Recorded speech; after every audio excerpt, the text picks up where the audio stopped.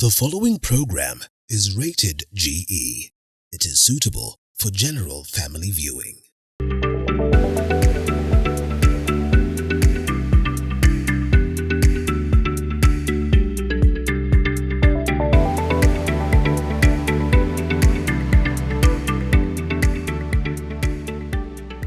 Hello and welcome to today's episode of The Realtor. I'm your host Anne Odida, and on this episode we're talking matters residential plot investments. What is a residential plot? Do you know what that is? So we're having the CEO Username Investment Limited to help us understand what residential plot is and where we are standing. We can see already it's a residential plot. It's quite empty, but so much has already been done. We can see perimeter wall all over, there's security, there's boreholes. So we're going to give her a chance to introduce herself and to tell us more about what is happening in this particular field this moment. Hello, Sarah, karibu sana. Hi, Anne. Thank you so much for having me. Kindly introduce yourself properly. My name is Sarah Wahogo, CEO at Username Investment Limited. Username Investment Limited is a property company. We deal with all types of properties, commercial, residential, mixed development. But where we are today is a residential property in Georgia, Kiambu County. And you know, it's quite interesting because you see, for the time we've done this show, Realtor, usually we interview men. So I would say that this is maybe a male-dominated field. How are you surviving in this field? I like telling women that nothing is impossible. Just because it's a male-dominated field does not mean that a female cannot survive. Yeah, we are thriving. What are some of the challenges that maybe you are incurring? It all depends. For me, I call them manageable challenges because you know things like balancing personal and work-life balance. But you know it's manageable as long as you plan properly, you have proper support at home. You know, you can be anything you want. You can be a wife, you can be a mother, you can be a CEO. Yeah, and you thrive. So Sarah, maybe you can tell us who's your mentor in this field? I have many mentors, but I would want to change that a bit and talk about the people who inspire me. And these are people who are in business, who are doing really well. There are many. Locally, Dr. James Mwangi of Equity Bank, he has grown that brand from unknown to the giant it is today. But internationally, I mean, Elon Musk really is something else. And the reason is I find him extremely intriguing. Setting such huge budgets for innovation and of course not expecting any immediate returns. You know, it's crazy. So there are many people who inspire me and really, especially people who are in business. Yeah. Are you setting up job opportunities for people here now that you're a CEO of such a big company? Yeah, we do. We have employed so many Gen Zs, by the way. If you come to our office, we have very, very many young people who are really focused, and we enjoy working with them. They are hardworking. For your information, we have 3 offices. We have an office in town, CBD. We have an office, our headquarters in Westlands, the Mark Towers. We also have an office in Nakuru. Yes, so we have employed a good number of young people. Sawa. Now let's start with this conversation officially. You see, when you talk about residential plots, nimesema ploti, somebody might be thinking about ile ploti yao yenye iko Kibra, yeah? So what is the difference really between a residential plot and that plot that maybe mtu anajua ploti yake kwenye anaishi? So tell us more about what a residential plot is. A residential plot, or I would call it a residential property, is a property where an investor or a person would want to develop their home, really. Because then the difference between a residential and a commercial property is that a commercial property is for development. You know, either you are putting up a business there, but residential is a home, somewhere where you would want to stay and have a home. All right. Now that's where the difference comes in. Like, for example, zile ploti ziko Kibera, those ones are for commercial purposes, yeah? No, it depends because you see Kibra, okay, maybe the zoning is commercial, but you also find people who live there. That is their home. And maybe there is also, that zoning could mean that there is an area that is zoned for commercial in Kibra, but there is also an area that is zoned for residential still in Kibra. Just like you find in areas around Nairobi, you could be having properties in the same area, but some are commercial, some are residential. Just like in Juja, you know, the properties bordering the superhighway are mostly commercial, but now coming a bit inside, maybe 200 meters or 100, you find a lot of residential properties. Yeah. And you see where we are standing today, yeah, this is a property belonging to you as username. Kama tunaona pale nje, you know, tunaona flat land. I know there are also plots there, but this one, we can see a perimeter wall like I'd mentioned to Kianza. What is the difference? Nyinyi mko na perimeter wall, we can see boreholes are already here, security is already quite tight. And the other area, uko nje, I know they are selling that particular piece of land. So what is the difference between this one and that one? The difference between this one and anything else you see out here is that this specific development is a controlled development, meaning it's zoned specifically as a residential property. So you will not come here to put a 6-story building because it's specifically a residential controlled development. So why would you say that a lot of investors in real estate are running to this, the residential plot investment? I would want to say that for residential properties, number one, anyone before you even think of buying a commercial property, 99% or let's say 95% of any human being would first be thinking about a home. You know, so that you stop paying rent, you know, because it comes with security. Because before you risk investing elsewhere, can you first secure your family? And securing your family means that you need a home, even when things go south.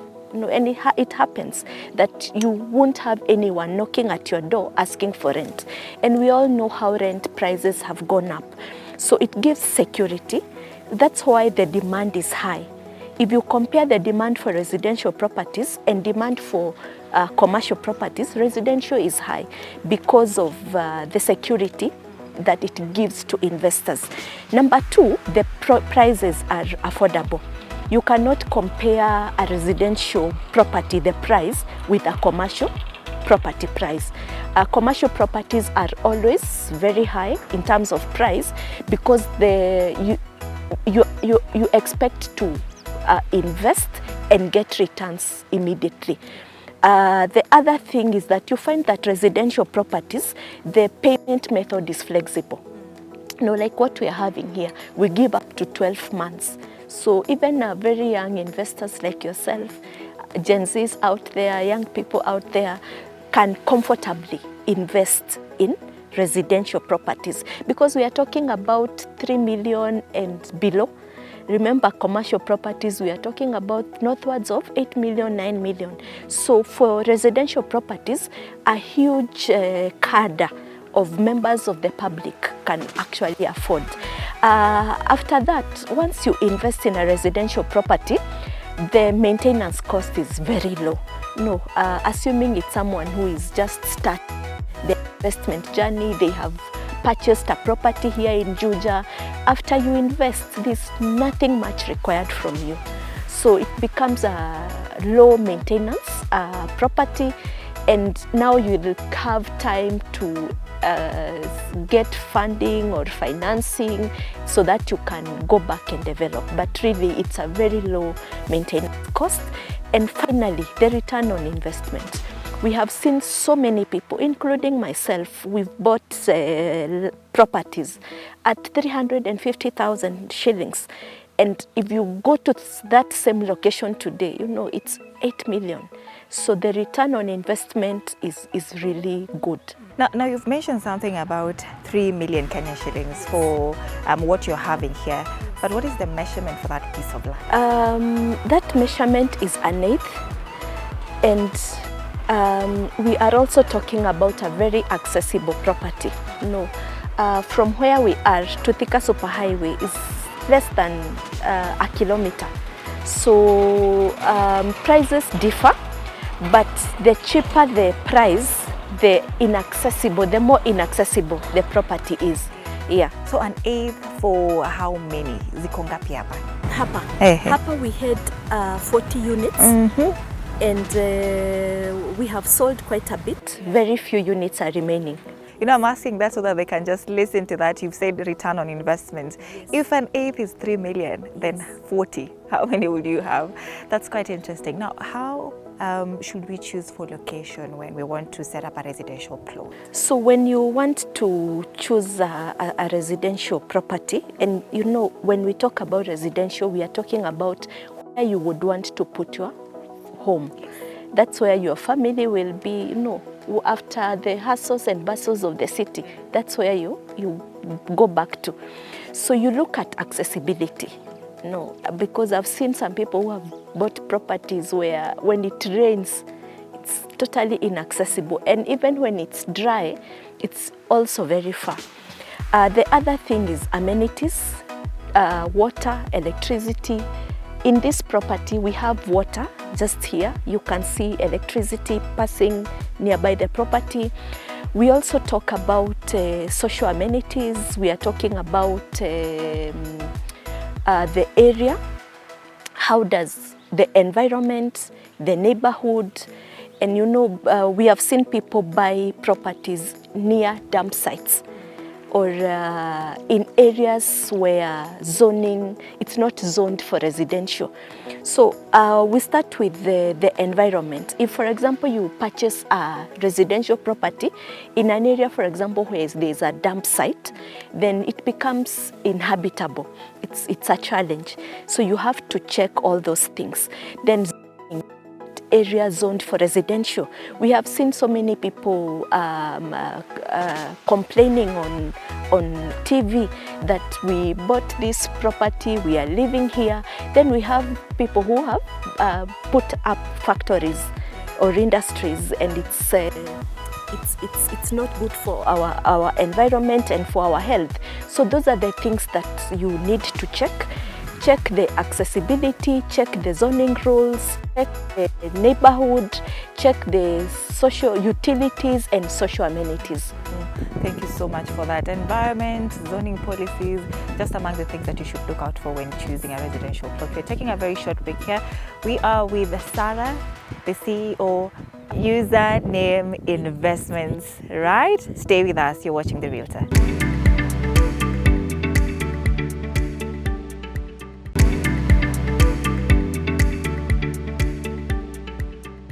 Welcome back. You're watching The Realtor, and we are talking about residential plots today. If you're planning on investing in this, then Sarah is here from Username Investment to tell us why it's actually important. But so far, she has mentioned that there's return on investments. Now, Sarah, you were talking about what to look out for when picking a location, and you mentioned an array of things to look out for. But let's talk about now government projects that are in place. Let's talk about roads. Those amenities, how do they influence the choice of a residential plot? They influence the choice in a very big way. A very good example is the Thika Superhighway, how it influenced people to move to these sides of Georgia. So we have seen a lot of economic growth and very many homes coming up. And when there's that kind of a demand, it means that prices also go up. So demand and supply factors determine the price of a commodity. So when there's economic growth and people moving to any side because of the infrastructure development, it means that the prices also go up. So you also find that infrastructure development also enhance or bring about growth in urban population, because you find so many people moving to the satellite towns, for example, of Kiambu, Nairobi, and any other counties. So you find that there is demand of housing. That demand brings about increase in prices, and ultimately there's a lot of economic growth. Now, I want to take you back to something when we're talking about location. Let's say you've seen a very beautiful piece of land and you're thinking of investing in this one, but you find there are things set up already there, clubs, schools are already there, but you want this piece of land. Who moves? Is it you, or is it the clubs, or is it a private development or a public? Let's talk about a private development. Private? Yes. Is it easy to get a public development? No. Purchase? Let's talk about not private. Private, first of all, is the owner, the legal owner, selling to you. Because people sell even apartments. They sell even huge developments. So if the developer is willing to sell, assuming there were tenants in those schools, clubs, maybe they have leased out, then you will need to ensure that they exit the leases, or rather the agreement between you and the vendor is watertight, so that you are not left with issues of tenants who had already paid lease charges, and now you have to deal with them. But it's possible, as long as it's a clean piece of land. The vendor is willing to sell, there is no problem, because the vendor will just need to give a notice to the people who are leasing or renting the developments. You know, my worry was these people now next to a club, and you know they cannot do anything about it, so they just let that land go, because na sasa wanataka kujenga karibu na club. The people, assuming I'm buying a property that has a club. Yes. Or that is situated, yes. Now that's a challenge. You see, what happens, and we usually tell people, because you know a club is not a permanent, and if it's a building, you can always change the kind of business that is there. So assuming you want to buy a property that has a club inside and you want to sell it as a residential, so there are very many ways of dealing with it. First, you can either change the club and put a different business like a hotel. But before anyone purchases a property, assuming you don't want to change the club to anything else, please visit the site, so that you don't say later, oh, I didn't know there was a club, I didn't know there was. So that when you're buying from the word go, you have full information, full disclosure, so that you make decision knowing very well that I want to buy this residential property and there's a club. And that is why you find, especially like for our company, we have to take you to site. And we keep encouraging everyone, before you purchase a property, whether it's a residential, commercial, mixed-use development, ensure you visit the site and make informed decision. So what are some of the legal processes or documents that a buyer should look out for when or before purchasing a residential plot? Number one is the due diligence process. In the due diligence process, you need to engage a surveyor and a lawyer. So the due diligence process ensures that the paperwork is in order, and what you are about to purchase is a clean property in terms of documentation, in terms of the history of the owners. Because what the lawyer will do is that they will do what we call green card or white card searches. They will go to the registry, they check the files, they ensure that there was proper transition from the historical owners, and that what the vendor is just about to pass to you is a good title. Remember, if a bad title is passed, it does not make it good. So if you buy a bad title, it does not matter whether you've paid the price in full or whether you paid even a high price, it will still be a bad title, because the history of the property has not been good, the transition. So the lawyer will check the documentation, the lawyer will verify the vendor. because it's also very important that you buy the property from the legal owner. And a legal owner is the right owner. So the lawyer will check the identification documents of this person, whether it's a passport, an ID, the PIN. You know, we have ways to check the PIN checker, ID checker, just to check that the names as they appear in the ID and the number is actually what appears in the title document. Remember, the lawyer has already checked the history of this transaction, or rather the documentation, and now the lawyer is verifying the owner. Once the lawyer has verified that, now send a surveyor. The surveyor is to ensure that the property on the ground is actually correct, because we have had so many cases of land where on the map and on the ground it's totally different. If you take the map and you want to go to that property, it will take you elsewhere. So the surveyor should do the physical verification of the property just to ensure the size is okay, and also check for you. We have seen so many people complain that, oh, I bought a property, when it rains it's flooding, but that can be avoided by just engaging professionals, a surveyor who will tell you, actually, this place, if it rains, you will not be able to access it.